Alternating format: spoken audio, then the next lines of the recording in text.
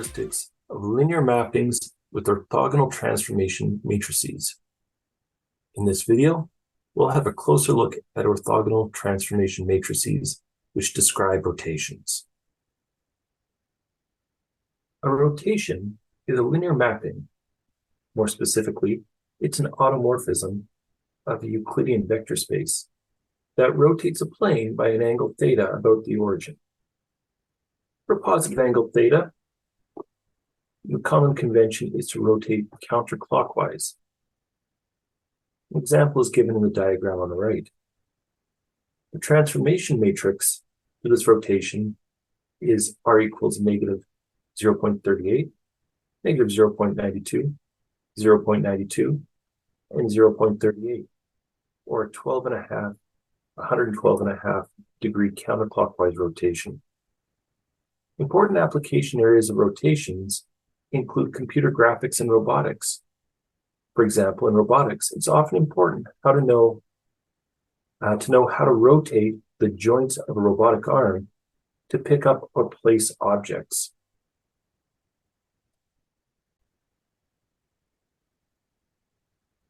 Consider our standard canonical basis in R2, which defines our standard R2 coordinate system. We want to rotate this coordinate system by an angle theta, as in the diagram. Now, once we rotate these vectors, they are still linear independent, and therefore are still a basis for R2. This means that a rotation actually performs a change in basis.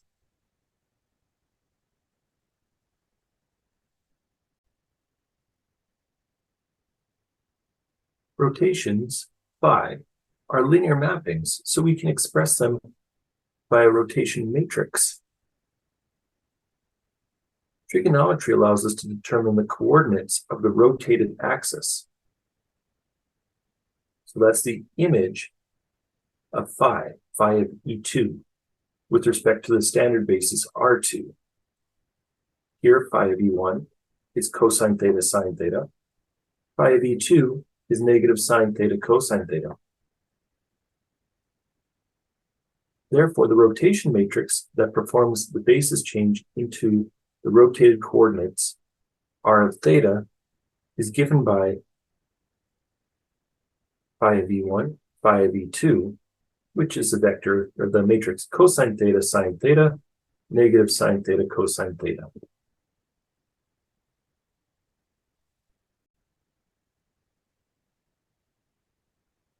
In contrast to the R2 case, in R3, we can rotate any two-dimensional plane about a one-dimensional axis.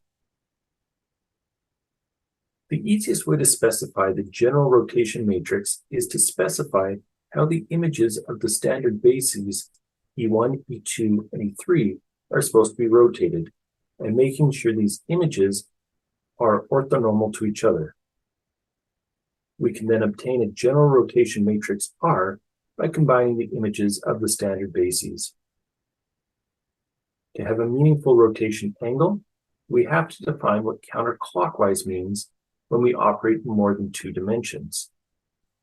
We use the convention that counterclockwise rotation about an axis refers to the rotation about an axis when we look at this axis head-on from the end toward the origin. In R3, there are therefore three planar rotations about the three standard basis vectors. When we talk about rotation about the E1 axis, we have R1 of theta. Here the E1 coordinate is fixed, and the counterclockwise rotation is performed on the E2, E3 plane. When we talk about rotation around the E2 axis, we keep the E2 axis fixed, and we rotate E1 and E3 planes. When we talk about rotation around the E3 axis, as we see in the diagram, we keep the E3 axis fixed, and we rotate E1 and E2. Remember, rotations preserve distances. In other words, rotations leave the distance between any 2 points unchanged after the transformation. They also preserve angles. So the angle between any 2 rotated vectors will remain the same. Now, we do need to be careful that rotations in 3 or more dimensions is not generally commutative. So the order in which we apply the rotations is important, even if they rotate about the same point. Only in 2 dimensions are rotations commutative.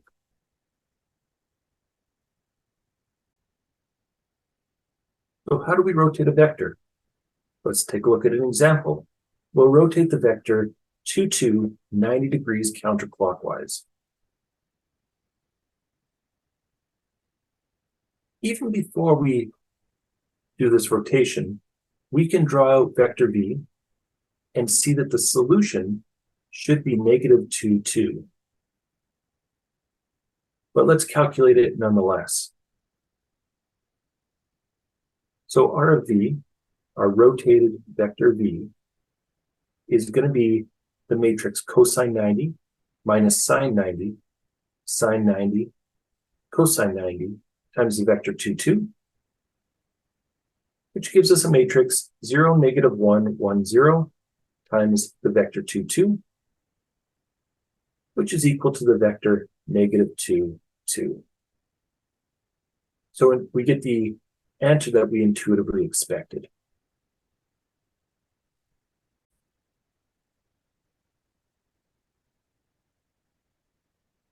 In this example, we want to rotate our standard bases, v1, the vector 1, 0, and v2, the vector 0, 1, 45 degrees counterclockwise, creating a new basis for R2. So our new vector v1 is going to be r of v1. We calculate that by cosine 45 minus sine 45, sine 45, cosine 45 times the vector 1, 0. It gives us 1 over root 2, negative 1 over root 2, 1 over root 2, 1 over root 2 times 1, 0, or the vector 1 over root 2, 1 over root 2. Our rotated v2 comes out to negative 1 over root 2, 1 over root 2. And of course, if you draw the standard bases vectors v1 and v2, a 45-degree counterclockwise rotation would leave vector v1 in the direction where x equals y, and the vector 0, 1 in the direction where negative x equals y. So our rotated vectors are exactly the vectors we expected, and this creates a new basis in R2 where our standard bases are rotated 45 degrees. This concludes our brief study of analytic geometry.